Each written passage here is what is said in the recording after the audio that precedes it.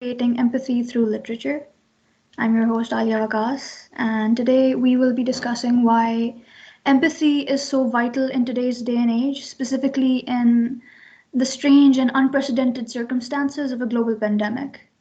The world has come to a bit of a standstill, and so many of us are trying to figure out how to function in times like these. And in difficult circumstances, we've often turned to literature and art as a way to guide us and also as an outlet. So, in this session, we will have a 30-minute discussion surrounding this topic and the sort of role that literature can play during these times. We're going to be answering a few select questions from our live audience via the chat function near the end. And before we begin our session today, I would like to add a bit of a disclaimer. Please note that the views shared today by our panelists are their own, and they do not necessarily reflect the views of PUAN or any other alumni. With that caveat, today I have the honor of introducing our two incredibly influential literary voices in Pakistan. Our first panelist is Ms. Ramsha Ashraf. Ramsha is a poet, and she has a collection of poetry that was published in 2015, titled Enmeshed, then a zine titled Love Poems Are Hard to Write in 2019, published to her credit. In 2017, she was awarded the honorary degree in writing by the International Writing Program at the University of Iowa. She has taught courses related to English literature, media, and art, and is currently teaching at the National University of Modern Languages. She's an active member of the Women Democratic Front, a socialist feminist political front. Next, we have with us Mr. Khalique. He is a 2016 alumna of the International Writing Program, and he is the Secretary General of the Human Rights Commission of Pakistan. Haris is a leading Urdu and English language poet, and in 2017, the Oxford University Press published his latest collection of essays titled Crimson Papers, Reflections on Struggle, Suffering, and Creativity in Pakistan. Welcome, everyone. How do you do? Hi. Hello, everybody. So, I think we should dive right into it. Our first question is, how can literature converge voices of empathy in a crisis like the current COVID-19 pandemic? Ramsha, would you like to go first? All right, thank you so very much, Aalia. I think we really needed, if not, speak about literature, but just this interaction with people. We had not science and lives. It's quite different from coming to your question, how literatures can converge during these keeping the idea of empathy in our mind. It's quite vital to see literature and the kinds of literatures produced by societies who have gone through the pandemic or who have suffered through disease or illnesses. I have no idea that how are we going to connect the empathy and the suffering, but I know this for sure that societies that have learned from their suffering have become better human societies. Mm-hmm. And how do we know about it is certainly through literatures, certainly through the works they have produced. So I think we were talking about it yesterday as well. The kind of empathy which is required for the marginalized sections or for the sections of the society which is not very privileged is something we really focus on. And I think we get enough examples from literatures, be it from it is quite in the trend that we are talking about Marcus's work, Love in the Time of Cholera, or Plague, or Mary Shelley's The Last Man.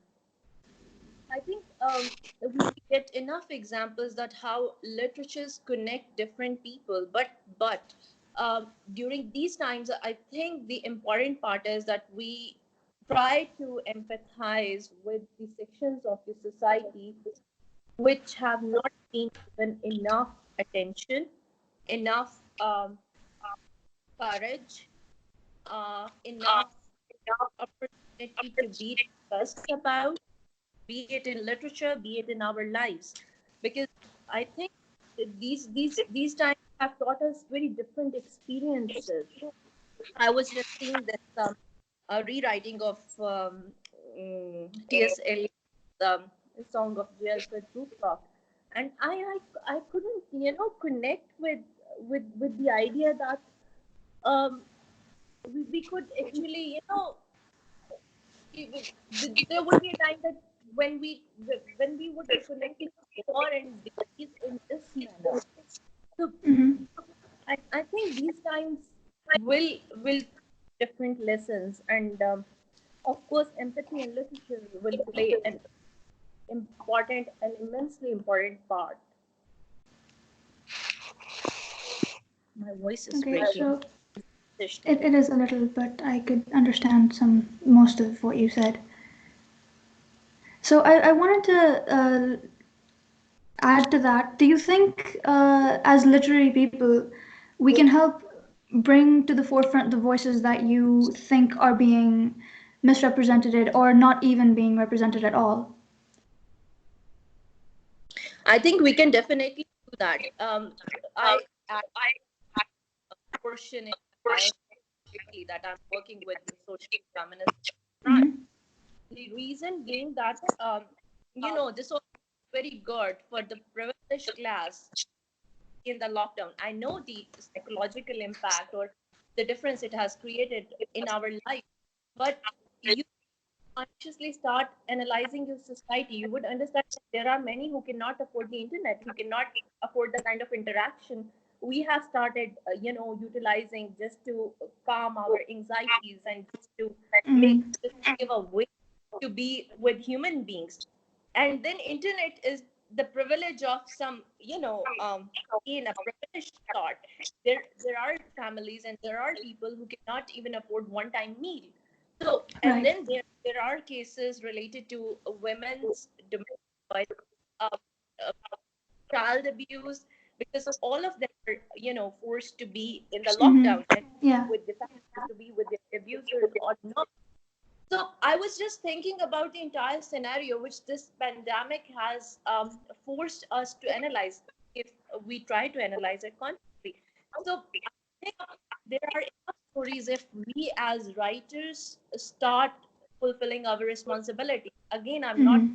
trying to lay down, a blueprint for the writers. They should be going this way these times, but there is enough which we which we will be able to document, which we will be able to utilize, be it in fiction, poetry, or non-fiction, and there will be enough to you know to to reconsider and to rethink about those sections of the society. Mm-hmm. Okay. So from here, I'd like to turn the question to Haris. Could you maybe expand on, like Ramsha mentioned, that in these circumstances, there are people for whom the lockdown it makes things worse for them. So could you maybe expand on why you think empathy or compassion, as you mentioned yesterday was a better word, is so vital right now? Thank you, Alia. I hope you can hear me and Yes. my voice doesn't break. No, it's not Because breaking. I could actually get what Ramsha was saying, but her Mm-hmm. voice kept on breaking. So perhaps Samrana can have a look at that while we speak. Um, you see, compassion, as I said, or or whether we call it empathy or compassion, has to be the basis for any literary work that resonates with people in whether in peacetime or wartime, rain or Mm-hmm. shine, whether there is an epidemic or there isn't an epidemic. But these moments, the kind of experience that we are having, that humanity is witnessing right now, actually gives us an opportunity to introspect and learn from which I'm afraid humanity has very little capacity to actually remember and learn from what has happened in history. But still, I think there is an opportunity to introspect. And I would like to remind you of, speaking of compassion and speaking of empathy, I would like to remind you of a short story by Rajendra Singh Bedi. I think it was written in the 1950s. It is about an epidemic that breaks in a city, and the main protagonist is actually, I mean, there are two main protagonists, if you ask me as a reader. It's called Quarantine. It is in Urdu and perhaps written in the 50s. And it is, the main protagonist is a doctor, and the other main protagonist, who comes out to be the hero of the book, is the sanitation worker, the janitor, who works in that hospital and in that community, to Yeah. it, the community that the hospital, that particular medical facility serves. So I think it is a very important. I mean, I was actually quite surprised, pleasant, not really surprised, because I know that Rajendra Singh Bedi was one of our greatest short story writers ever. But still surprised that in 70 years ago he had this compassion, and he had this understanding, and he had this sort of sensibility, where a janitor, a sweeper, and a garbage collector becomes the main protagonist. And today, when we are speaking about precautionary PPE, as we call them, personal protective equipment, for doctors and paramedics, there are very few who speak about sanitation workers Yeah. who risk their lives, and at the forefront, as it were, of what is happening, keeping our sewers, our manholes, our streets clean, and then, and they are underpaid, unrepresented, invisible. And you see that, that 70 years ago Bedi could write about them, and he sets it during an epidemic. And this janitor, actually sanitation worker, loses his family in his fight against that epidemic. And then, I was also reminded of the plague, Yeah. speaking of how fascism and the two world wars, fascism and Nazism, and its mix with a pandemic that broke. I mean, it is of course a work of fiction by Camus, Albert Camus, and the plague was perhaps published in 1948, and he brings together the kind of man-made disasters and the natural disasters, and the interplay, and how humanity learns or does not learn from its experiences. So and then there was another book. I mean, Ramsha has mentioned Marquez, but there is another book, and interestingly, I read that book. I mean, much about 20 years later than it was published, in 2015, when I was in Iowa. And that is, I mean, of course, I read the English translation of Jose Saramago's Blindness. and Yeah. uh, and it is about a contagion that spreads in a fictional place, and everybody goes blind, and they are quarantined, and eventually, I mean, it has a happy ending when their eyesight is comes back, as for the community. But it's a very interesting novel, which actually looks at how how do we cope individually and collectively with such epidemics, or pandemic, as we call them. I mean, Yeah. when they grow across continents, across national boundaries. But also, that there are things that we need to reconsider: the lifestyle, the habits that we have, our attitude towards our fellow human beings, and not just our fellow human beings, but nature. The war that we have waged against nature has to stop. Otherwise, we are a part of that nature. So Yeah. COVID-19 is perhaps a reminder, and literature can play a major role. I'm afraid not in the short run. I mean, it is not going to change or transform how we think and behave overnight. But I think it is time to actually write about our experiences and think. And the best articulation of our reflection and thinking is literary expression.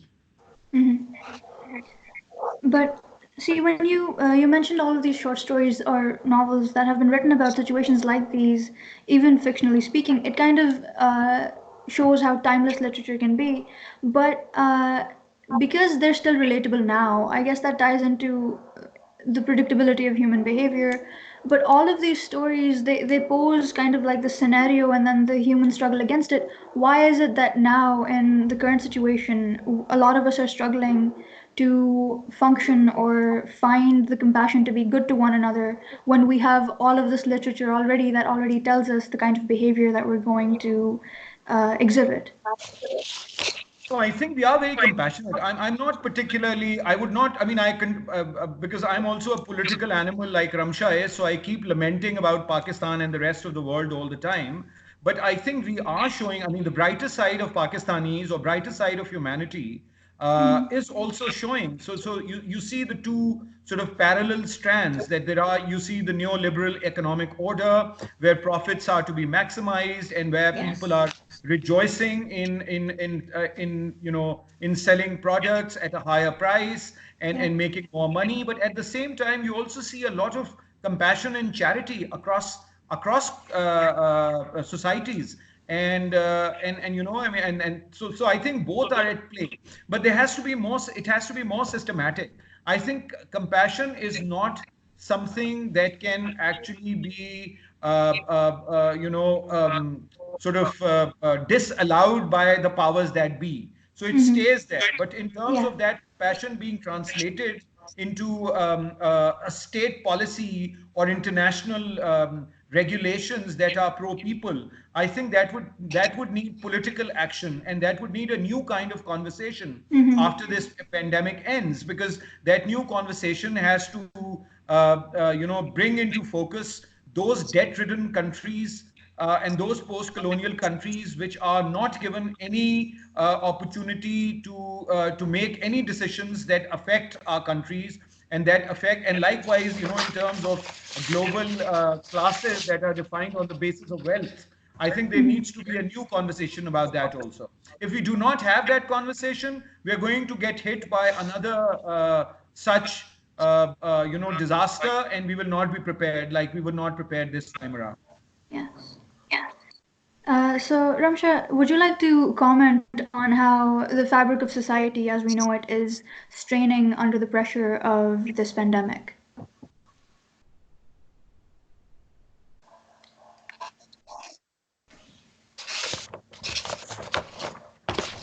Uh, Ramsha, if you could unmute your audio, I can repeat my question. It's if you could comment on how the fabric of society as we know it is straining under the pressure of the pandemic.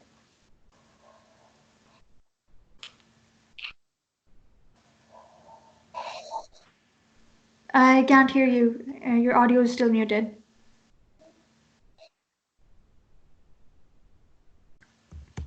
Ramsha, your audio is still muted.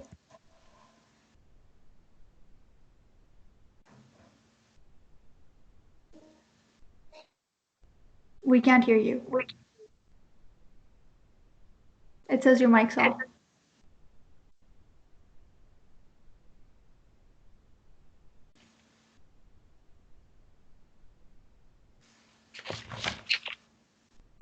Okay, try to speak now because I think I can. Okay, Yes, it's I can hear you now. so what is happening is my screen is filled with these screenshots, and Skype is certainly driven low. I don't know, probably because we are so many in this group. Mm-hmm. All right, so I lost your question. Okay. My question is that can you comment on how the fabric of society is straining under the pressure of the pandemic?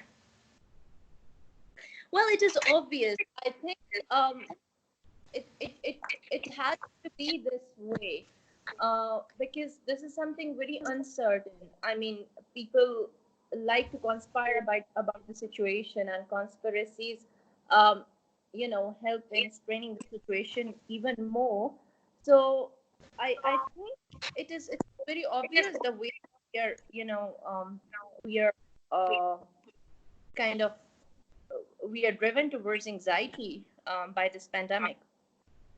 One thing which is very interesting is, and which I find very interesting is that it's not like that dark.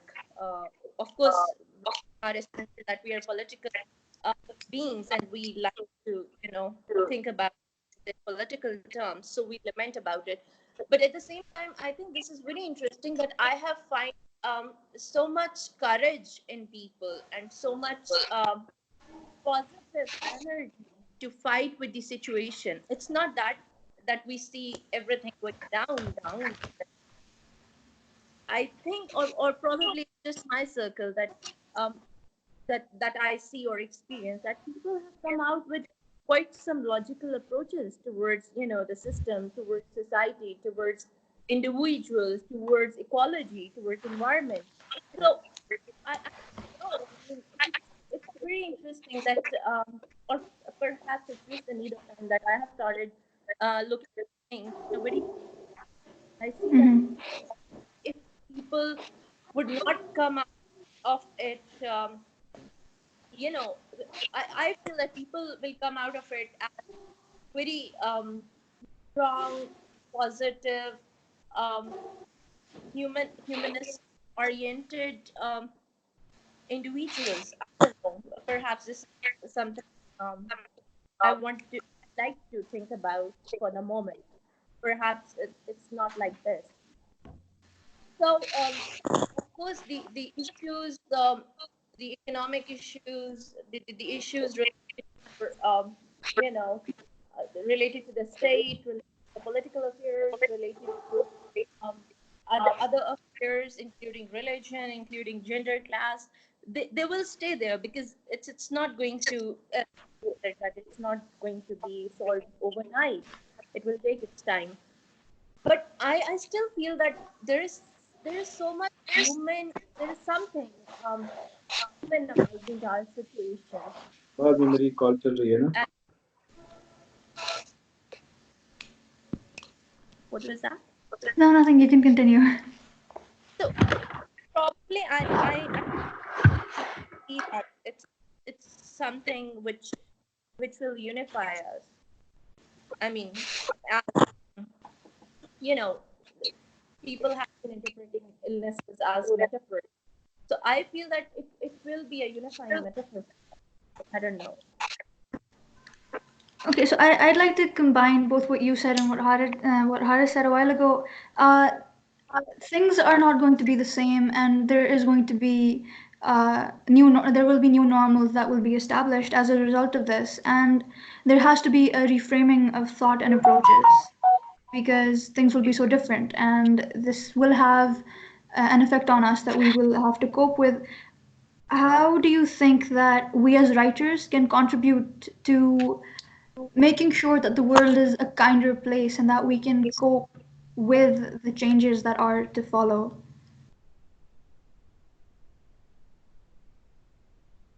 Okay. You as four? It's for both of you. Aris, like, shall I just answer? Yeah, you want me to go first, or would you like to continue, Ramsha? I'm happy with both. Go ahead. Okay, so I think this is very interesting that your question answers this as the first part. That empathy, compassion, you know, just understanding that every other person who's breathing on this earth is a human being and is as precious as you consider yourself or your loved ones.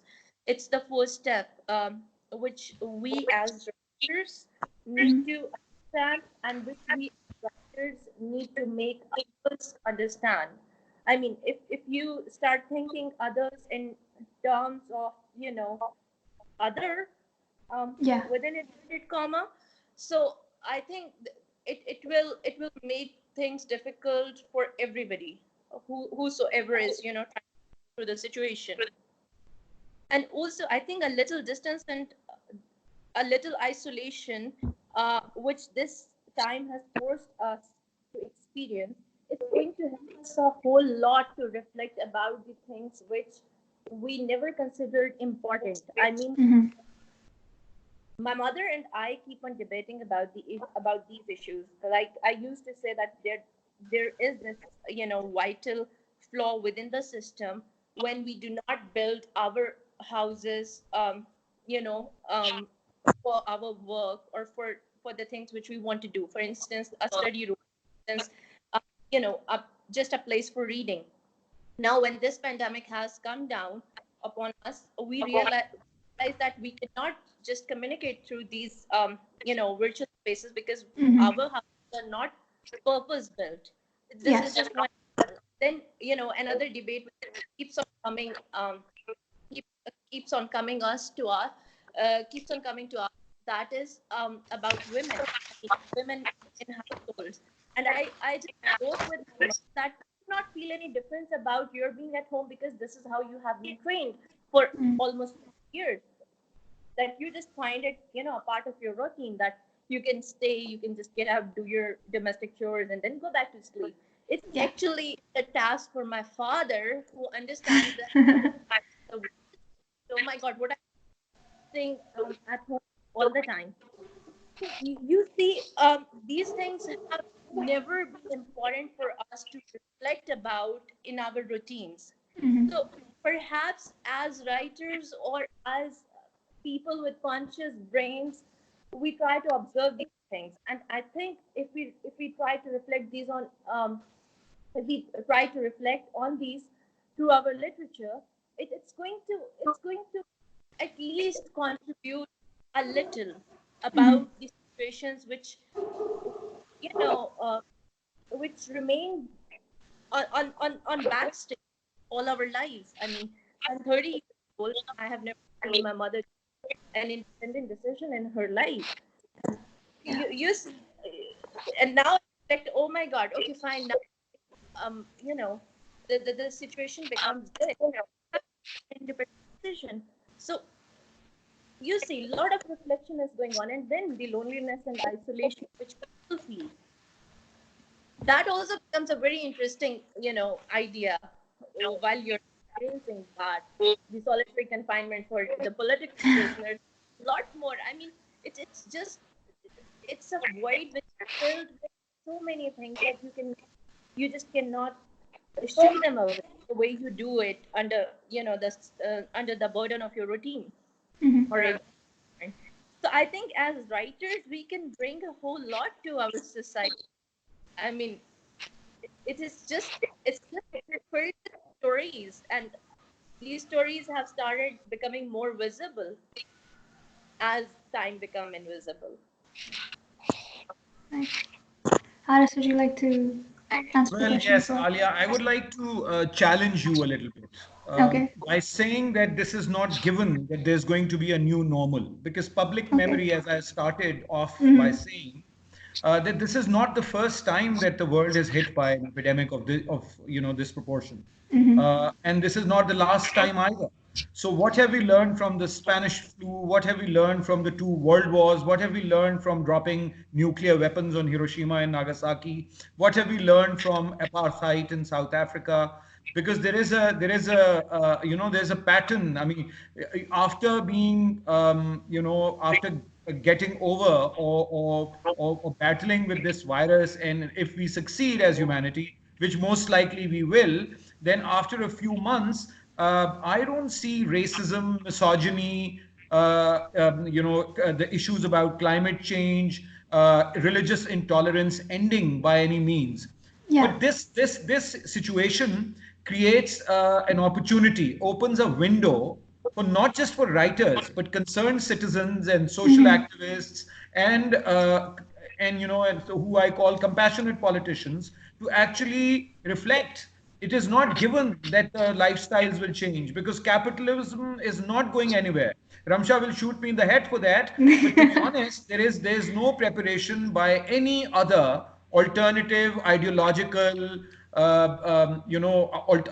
ideological alternative anywhere in the world, from the US to Japan and from Norway to New Zealand. There's none. So the capitalism will reshape itself in the short run, of course. I mean, we can still dream about a long-term change, but it will reshape itself, and all these the weaknesses in human nature will come back to haunt us. So I think what we need to do is not to take it for granted that this will be a new normal.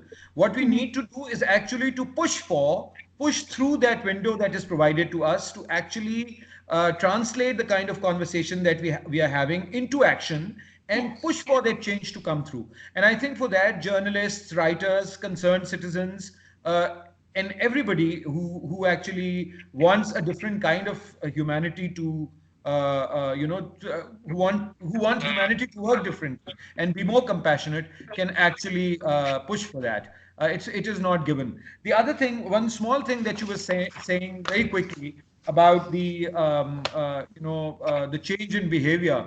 I think as I said earlier, and I want to, because some of the people have joined a little later, I would like to reiterate that the war that humanity has waged, this monopoly capitalism has waged, and material interests, short-term material interests and privileges, and want for wealth, accumulation of wealth, the war that we have waged against nature, seeing it as an adversary, rather seeing ourselves as a part of that big one whole, I think that war must end as soon as possible.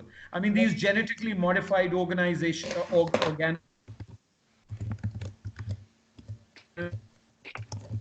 the biochemical waste that we create, I think we need to go, and nuclear waste that we create, I think we need to actually seriously reconsider the way we have been living and behaving. I have a comment. I Yes. just want to add a little. But I endorse what Haris is saying. I mean, the capitalistic exploitation. But you see, when I say that we will keep on reflecting about it, um, I would like to quote one of my Venezuelan friends. She used to say that writing is a substantial struggle. So Mm-hmm. you keep on doing that, and there is no way, out of that. You just play the myth of Sisyphus, and you keep on, pushing and pushing what you feel is right. So I endorsed what Haris is saying regarding capitalistic exploitation, but in response to that, I think we will keep on doing what we feel we can do about the situation. Plus, in just a little, addition to what he has said about these challenges, which we will face once the pandemic is over, hopefully. It's the challenges which is, the increase in interaction through this technological or cyber world Mm-hmm. we are doing right now. I mean, I'm following these news regarding surveillance, and I really get scared when I see that happening, because we see that racism was there physically, it was there, and we have lived through that idea. We have seen that there has been gender discrimination. We have lived through that idea. We have seen that there has been ecological exploitation on parts of human beings. We have lived through that. Not that it is solved, not that it is going to get solved, but we have, become accustomed to that. But this new idea of surveillance through technology, it's going to cause a lot of harm to the ones who were left behind by all the previous I mentioned. So I think this COVID-19 will bring a whole lot of a variety of challenges which Mm-hmm. we may have not anticipated yet. I mean, it also is very good when we try to, interact with people virtually. It saves the time, it saves the physical interaction. It also, keeps you in your place. But the challenges it will bring along with it, they're quite scary. So I think we need to keep that thing in our mind. Well, as I was mentioning while we were speaking yesterday, that it's going to be another Orwellian thing, that the Mm-hmm. big B, it will become, Yeah. more or less an essential part of our lives. So how we are going to deal with that, it will also be an interesting thing to reflect upon as writers. Mm. Okay. I feel like you mentioning how technology is going to change things and then surveillance will become a part of it. We have to rely on it right now because we're isolated and in our homes. And then you mentioned beforehand that there's a faction of society that doesn't have these facilities. So if this surveillance or this advancement in technology, if it is put into place, we will also be isolating a very large portion of our own communities through this. Yeah, yeah, that's true. But you see, if you follow Noah Harari, he Mm-hmm.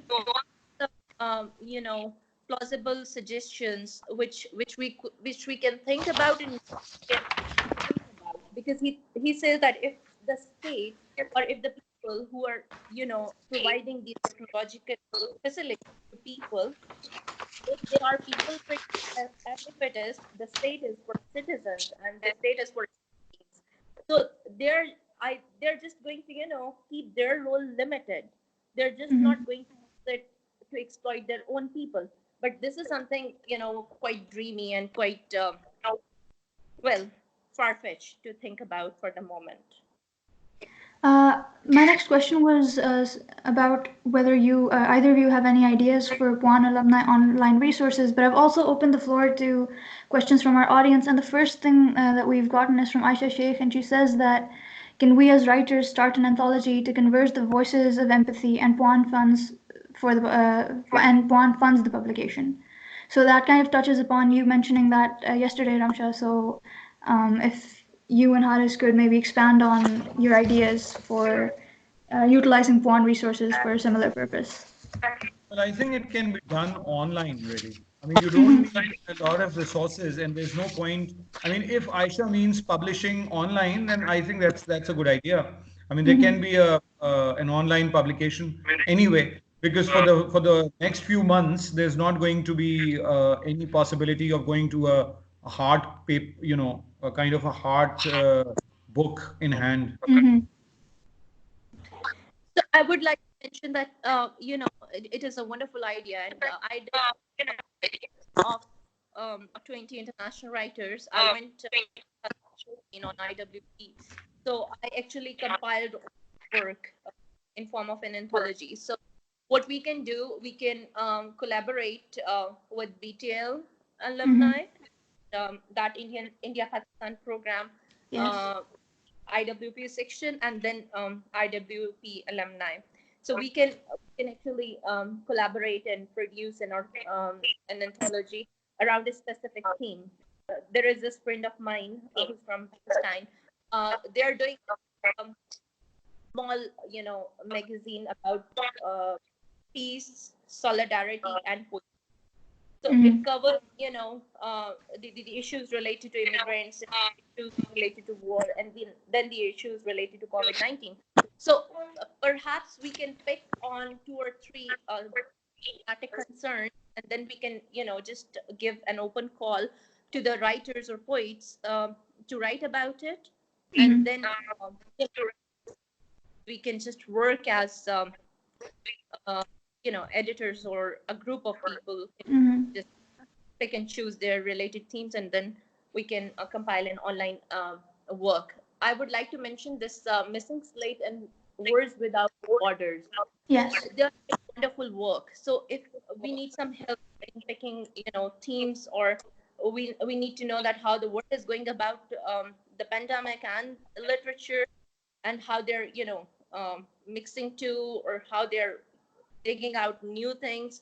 So we can actually just browse through their pieces, and it could be all poetry, essays, Mm-hmm. fiction, daily journal entries, whatever. And then one more thing which I suggested yesterday as well, that was we can actually bring all those alumni on one Facebook portfolio, Yes. and we can share our. It is going to be a closed group. I know that all of us are, dealing with a lot of groups these days, but this is how it is going to be for a while. So we can actually share our recent work, or the work which we need critical feedback on that uh, Facebook portfolio. So one thing which I would be really interested in doing is to collaborate or to see, the young alumni working on the new themes. Because I think I have hardly met anyone from BTL or IWP, that India Pakistan Exchange Program. I would like to see that how young generation is coping with this scenario, because they were millennials and they were more familiar with technology. They may be having new interesting ideas because they're familiar with the virtual spaces more than we are. Okay. Thank you. Haris, I know you have to leave at 7:50, so I would like you to add if you have any ideas for PUAN alumni for their online resources and their interest in professional growth. Until No, I then, if anyone has any other questions, you can very, send them in the very chat. quickly. I mean, very quickly, Ramsha has actually explained it all. I mean, I think all platforms can be used, but it will be good to have more sort of, sessions like the one that we are having today. I mean, these they can be Facebook Live, they can be Skype calls. Fewer people join such conversations, but they are still substantive. If we can find a way to actually record these conversations, I think that can Yes. be useful. And then, I have to yes. add, and that is that if we could do a live poetry session, it would be great. I mean, I would be interested. I would be interested to read the work now, because I really crave for some live poetry. I have been doing it with people who do not live in Pakistan, but that is something which really doesn't resonate with me. So I'm really interested in discussing things with poets, like living poets, Yeah. and how they are doing through these times, because everybody is at home, so they must be doing something very new in Yeah. in their through their writing, through their lives. Yes. Okay. Haris, Okay, do you I have any of the? shots on my screen of myself. I don't know who's doing that, but it looks like Um, Haris, do you have any comments that you'd like to add? Because we haven't really gotten any other questions yet. So, any closing thoughts regarding the discussion that we've had today and the importance of it? Thank you very much, Alia, for moderating it so well and giving, and bringing sort of a lot of rich conversation available, making it available to everybody. I'm not including my own comments, of course, but as far as the idea of having these platforms where people can come and share their work. I think it is important, but also it is important that people find uh, um, some kind of want of a better word, some kind of mentoring and guidance, and there we can have people who have been practicing different art forms for a much longer than we are, and they can be involved. They don't necessarily have to be PUAN alumni, and we can learn from them. And perhaps these online platforms can I mean, this is one change that the world will actually experience. That I mean, there are many other concerns, many other enterprises that work online for many years now. But for artists to get together online without a jappi and a puppy and without a cup of tea, I think it's very difficult. So this is the first time that Halqa Arbab Zauq, for instance, or the Anjuman Taraqi Pasand Musannifin are holding their sessions online or through WhatsApp groups. So I think since PUAN I mean, I am perhaps one of the oldest of the alumna. So I think the younger ones can actually take lead in creating more, such platforms, which are far more easier to operate also, and we have to struggle less than we struggle on Skype and Zoom. Yes. just a little interesting information to share with you. Before this session, I was doing this study circle with our Punjabi companions, and we were reading here through Zoom. And I was just thinking about it. Oh my God! So this Heer is going to be on Zoom, and nobody, let's say a decade or two decades before, thought about it, that they would be doing here on Zoom. So Yeah. even that is a very interesting poem, reading here on Zoom. The experience, I'm sure, would have been very interesting. Yes. So one of the next questions that we have is it's not necessarily related to our discussion about literature, but because we're talking about things that matter, especially during times of the pandemic, we have a question that since there are further sessions that are being planned during this time, are there any topics that you think need to be brought into discussion? For example, like today we covered the importance of empathy in literature, and then another suggestion is that of mental health. So, do you think there are other topics that we need to focus on in discussions like these? Yeah. I think there is a whole range of topics we can cover. I suggested to Shah Saab we can do one about women women alumna coming from Mm-hmm. different fellowships and programs, because I know two or three personally, Laiba Zainab from Multan, and this our this lawyer fellow Jalila Heather from Balochistan. So I know these multidimensional women who are working in various fields and doing wonderful job. So I think we need one on women, and we need one on women in politics Mm-hmm. specifically, because that's something we do not talk about. And then we need one on politics and COVID-19, how Yeah, it is the changing dynamics of that. Yes. narrative, the entire political narrative of the world.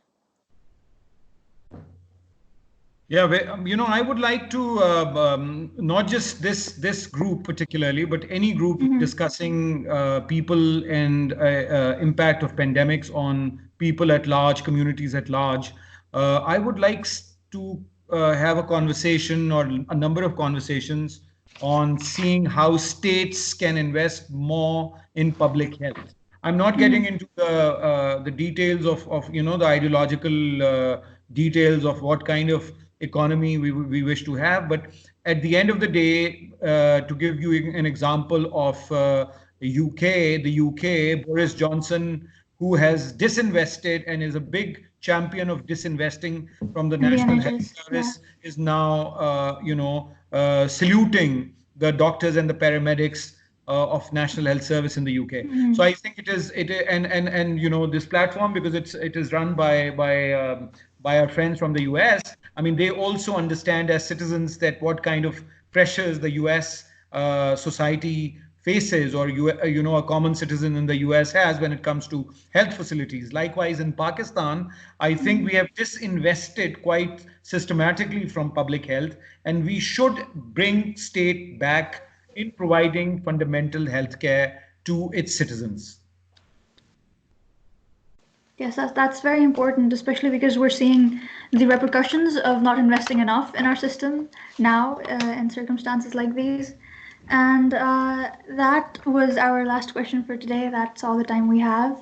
I think that the kind of conversation that we have today is very important because we're all collectively trying to find our footing, and of course, being compassionate in times like these and trying to understand each other as best as we can is there's no better way to do it than through discussion. And I'm glad that I had you guys here with me and for us to engage in a very important discussion. Thank you so much, Haris and Ramsha, for taking time out of your day to be with us and to help shed light on such an important matter these days. Thank you. Thank you. Thank you, Alia. Thank you.